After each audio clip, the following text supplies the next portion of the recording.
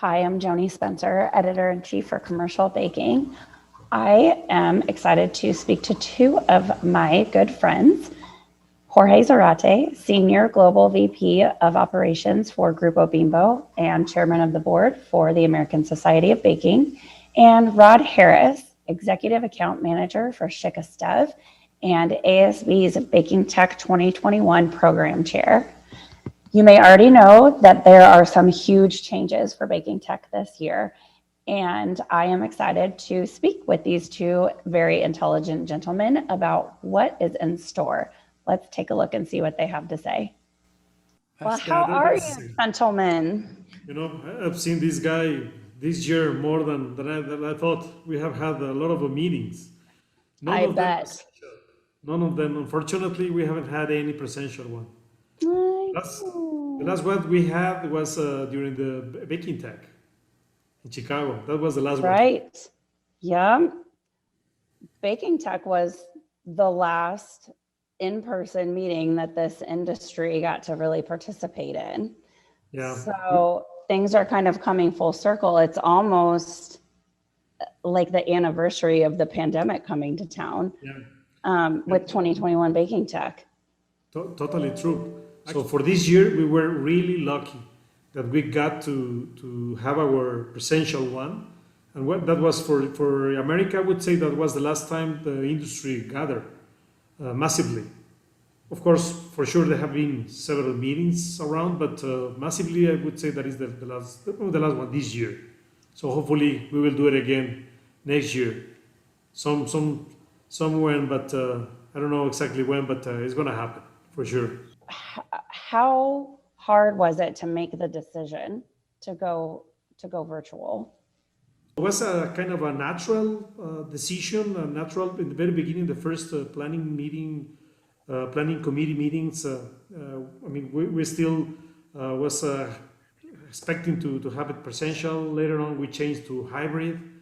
And lately, we decided to go on this. When you think that, Rod? That's exactly right. It was a progression, just like you said, Jorge. I knew it's a challenge for all of us, not just ASB, but all of any kind of industry trying to get together. We all know the benefits of being face-to-face, and we're all going to miss that. That's the reality. But hopefully, we'll go back to the old days eventually. But right now, we had to make decisions. And I think Kent is spearheading the decisions very well. He's very cool-headed. He likes to look at data. We like to poll our membership and get a consensus for the committee, for the people that are paying the dues, and then decisions are made. The decision was the best decision to be made with the data available to go virtual and no change it. Cross your fingers, it will be better, but we know it's going to take time. Right. So it's time to notify everybody that we're going virtual. It's the way it's going to be this time around. The industry is really resilient and has adapted to the situation and keeping our markets being fed and keeping our people safe, and exactly the same as ASB has reacted. So we were kind of an extension of the industry. ASB, is a full of tradition organization. So now we're behaving of keeping the experience on not all the years, but experience of running the ASB with the agility of the digital era. Thursday, ASB is going to have a digital event to kind of give the industry a sneak preview for what they can expect for the virtual ASB. So I have two questions. What can they expect? Is there anything that you can tell us in advance? And then what do people need to know about this digital event that's happening, the sneak preview that's happening, so they can get all the big scoop? Yeah, but certainly I can give you an advance on this. The full event or the full explanation is going to be this Thursday, as you mentioned. But we're going to have a lot of similar things, but virtual. And there's a lot of things or surprises to expect. We have an opening reception, virtual opening reception. We will have also keynote speakers. We will have technical breakouts within the marketplace that is very traditional, but it's going to be a virtual marketplace that will look very familiar to you, but it's going to be totally different. So something to see and something to walk, something to be there, to be there and experience that. We have a lot of events already scheduled. There's going to be information delivered, and there's going to be also networking events, totally different in so many different ways. But you will get what you were expecting from the presential one, but in a virtual way. So more enriched, it's going to be more diverse, it's going to be kind of a disruptive, but it's something that we are incorporating to this BakingTECH 2021. It's be flexible for all the participants, because now we know that time is something that is very precious, and we have to take care of it. So we will have anyway live sessions, but as well some pre-record ones to watch them later on your own time when what fits on your schedule.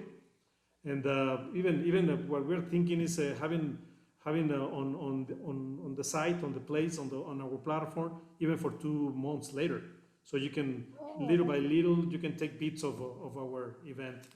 In terms of keynote speakers, Johnny, I think also you're gonna like this. We're gonna have a very diverse keynote speakers, going from top senior executive vice president of Grupo Bimbo, so to talk a little bit about how we are addressing innovation to remain competitive even in these times. When you made the decision to go virtual, what did you draw from your own experiences at your own respective businesses about the virtual tools that are working for you, not only in your day-to-day business and dealing internally with maybe multiple plants, Jorge, or dealing with customers, Rod? Were there certain tools that you have found to be effective in your businesses? And then also in working with any other associations or other trade events that you kind of found inspiration from? Yeah, from what I was able to see with our team, we did share anything that everything that we were using in our company, the platforms that we are using, and the way we are tackling this new situation. But being honest, the whole staff, I mean, they did a deep investigation on the market, on what was available, what tools were available, how associations were doing their virtual events. So they did a really large research on this, and they were narrowing little by little. Took us several weeks to bring all the platforms that we are showing now, brain dates as well, the one that we're going to use for the conference. And I have to admit that was a result of the hard working of the staff and the planning committee that they thought on this. So at the end of the day, we are not using the regular ones. We are not using Zooming. We are not using WebEx and all those GoToMeetings. I mean, we are not using the regular ones. Okay. It's a mixture of platforms and a partner that we hired to help us on this. Any other comments on this, Rod? Well, the things that we learned through canned analysis and bouncing ideas, things that we've been absorbing from events that I have participated, that Ken has participated, Jorge has seen, is getting away from trying to tire your audience. I think there's a lot, we need a dynamic platform. So it has to be a service, a partner that is into this virtual environment. So there was a lot of development and research by the staff that Jorge said that helped us be guided in that manner. And we are feeding for what we live in today to our clients and what they expect of us. In this world, in my case, when before clients really expected me, my team and myself, to develop a complete solution, go to site, create, see how the equipment could fit. We see the clients today understanding the situation. They have to provide a lot of the information. the burden is on the client heavily right now to make sure they can purchase something that is 85, 90% fine, and leave in a small room for definition during one meeting to minimize exposure into the plant, into the personnel dealing with logistics. So there's a new world. So we're learning. And I think all these learning lessons are here to stay, be it the personal ones as well as the group. We're not gonna go back. I think some of the ideas that we're creating, this thing about leaving ASB virtually, maybe the future of ASB will include the potential for virtual participation. We're expecting to get more audience actually in ASB than we do in the traditional platform. So we're kind of banking on more exposure, not only in US, but global exposure. Yeah, I definitely think there's going to be a lot of good that comes from this, and that it's not ever going to go back to the way it was. I don't think it'll stay the way it is right now, but it's definitely not going to go back to the way it was. So it's going to be interesting to see what then happens in 2022 and beyond. Yes, absolutely. Well, gentlemen, I thank you so much for your time, helping illuminate what this very traditional and beloved event is going to look like. Thank you very much for your time and your interest on this and helping us on inviting you and your readers to join us for the BakingTECH 2021. It's going to be a very innovative conference. It's what we are preparing for our industry. That for sure gotta help our members and the industry to remain competitive. So hopefully we will see you there and all your readers. Yes, absolutely. Look forward to that. Thanks, Jenny. Thank you so much. Really. Bye-bye. Take care. Adios. Ciao. Hasta luego. Hasta luego. Hasta luego.